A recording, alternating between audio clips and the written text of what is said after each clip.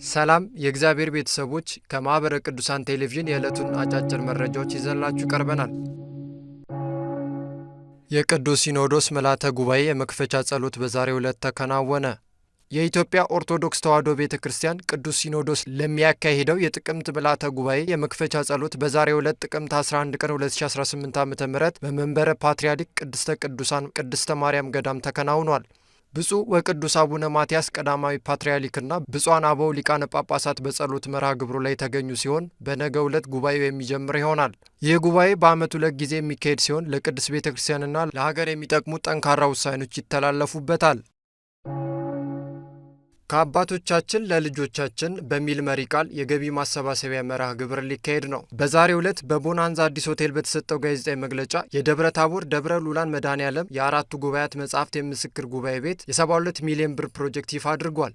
የምስክር ጉባኤቱ መምህረ መምህራን በዓለሙ የፊታችን ጥቅምት 16 ቀን 2018 ዓ.ም በጊዮን ሆቴል ገቢ ማሰባሰቢያ መርሃ ግብር መታቀዱን የተናገሩ ሲሆን በኦርቶዶክሳዊ ትውፊትና ትምህርት ዓለም አቀፍ በጎ ተጽዕኖ በመፍጠር ትውልድ አሻጋሪ የሆነ የልቀት ጉባኤ ቤት ዓለም አቀፍ መንፈሳዊ ትምህርት ማዕከል ግንባታን ለማጠናቀቅ መታቀዱን ተናግረዋል። በመግለጫው የተገኙት የደቡብ ጎንደር ሀገረ ስብከት ስራ አስኪያጅ ሊቀ ስዩማን ቀሲስ ምህረት ሞላ የምስክር ጉባኤ ቤቱ የቀደሙትን በመከተልና ታሪክን በማስቀጠል በስብከተ ወንጌል ከእግዚአብሔር ወቀሳ እንድንድን እየሰራ እንደሚገኝ ተናግረው ቋሚ ፕሮጀክቶቹ ለውጤት እንዲበቁ በሀገረ ስብከቱ ስም ጥሪ አቅርበዋል። የሴቶችን ያለ ዕድሜ ጋብቻና ግርዛትን ለማስቀረት ያለመ ስልጠና ተሰጠ። የሰዋስወ ብርሃን ቅዱስ ጳውሎስ መንፈሳዊ ኮሌጅ ከኢትዮጵያ ሃይማኖት ተቋማት ጉባኤና ከሕፃናትና ቤተሰብ ጉዳይ ድርጅት ጋር በመተባበር የሴቶችን ያለ ዕድሜ ጋብቻና ግርዛትን ለማስቀረት ለኮሌጁ ማህበረሰብና ለደቀ መዛሙር ስልጠና ሰጥቷል። የኮሌጁ የሕዝብ ግንኙነት ክፍል ኃላፊ በኩረ ሰላም ብርሃኑ እንደገለጹት ኮሌጁ በቀጣይም ለመምህራንና ለኮሌጁ ደቀ መዛሙርት በተለያዩ ጉዳዮች ላይ ስልጠና ለመስጠት በሰፊው እየሰራ መሆኑን ገልጸዋል። በስልጠናው ላይ ብፁዕ አቡነ ሕዝቅኤል የከፋ ሸካ ቤንች ሀገረ ስብከት ሊቀ ጳጳስና የመንፈሳዊ ኮሌጁ የበላይ ኃላፊ፣ ሊቀ ትጉሃን ታጋይ ታደለ የኢትዮጵያ ሃይማኖት ተቋማት ጉባኤ ጠቅላይ ጸሐፊ፣ ሊቀ ኅሩያን ጸርጸ አበበ የኮሌጁ ዲን፣ መምህር ይቅርባይ እንዳለ የሕፃናትና ቤተሰብ ጉዳይ ድርጅት ዋና ስራ አስኪያጅና የኮሌጁ ሰራተኞችና ደቀ መዛሙር ተገኝተዋል። መረጃው የኢትዮጵያ ኦርቶዶክስ ተዋሕዶ ቤተ ክርስቲያን ብዙኃን አገልግሎት ስርጭት ድርጅት ነው። አገልጋዮች ማህበራዊ ሕይወታቸውን በማጠናከር በአገልግሎት መትጋት እንደሚገባቸው ተገለጸ።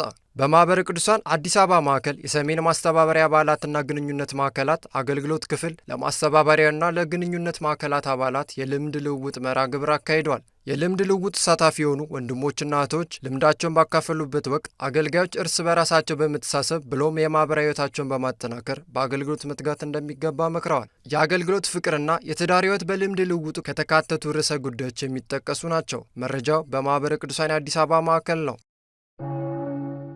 የጌዴኦ ኮሬና ቡርጂ ሀገረ ስብከት በሚያስገነባው የመንበረ ጵጵስና ግንባታ የመስክ ጉብኝት ተካሄደ። ሀገረ ስብከቱ እያስገነባ የሚገኘው አዲስ የመንበረ ጵጵስና ግንባታ አሁናዊ ሁኔታን በተመለከተ በሀገረ ስብከቱ ዋና ጸሐፊ በመልአከ ብርሃን አጥናፉ ማሞ የተመራው ልዑክ ጉብኝት አካሂዷል። በጉብኝቱ ላይ ኢንጂነር አማኑኤል የግንባታ ሂደቱ በጥሩ ሁኔታ ላይ እንዳለና ወደ መገባደድ እንደደረሰ ተናግረዋል። በተመሳሳይ መረጃ ብፁዕ አቡነ ፊልጶስ የደቡብ ኦሞና አሪ ዞኖች ሀገረ ስብከት ሊቀ ጳጳስ፣ የቅድስት ሥላሴ መንፈሳዊ ኮሌጅ ፕሬዝዳንት የመንበረ ጵጵስናው የግንባታ ሂደት ይፋጠን ዘንድ ድጋፍ አድርገዋል። መረጃው የሀገረ ስብከቱ የሕዝብ ግንኙነት ክፍል ነው። የዶኔ ቅዱስ ጊዮርጊስ ቤተ ክርስቲያን የገጠር ትምህርት ቤት ገንብቶ ለመንግሥት አስረከበ። በጋሞና አካባቢ ዞኖች ሀገረ ስብከት ስር የሚገኘው ጥንታዊ የዶኔ ቅዱስ ጊዮርጊስ ቤተ ክርስቲያን ከ1ኛ እስከ 6ኛ ክፍል ድረስ የሚያስተምር የገጠር ትምህርት ቤት ሙሉ በሙሉ በራሱ ወጪ ገንብቶ ለመንግሥት አስረክቧል።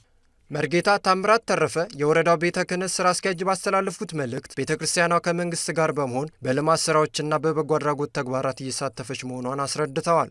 የወረዳው ዋና አስተዳዳሪ አቶ ወርቁ ወልዴ በበኩላቸው ቤተ ክርስቲያኗ ከመንፈሳዊ ስራዋ ጎን ለጎን ትምህርት ቤቱን አጠናቃ በማስረከቧ በወረዳው አስተዳደር ስም ምስጋና አቅርበዋል። መረጃው የጋሞና አካባቢው ዞኖች ሀገረ ስብከት ሚዲያ ነው። ሰላም፣ እግዚአብሔር ከሁላችን ጋር ይሁን። ለዕለቱ ያዝንላችሁ መረጃዎች እስካሁኖቹ ነበሩ።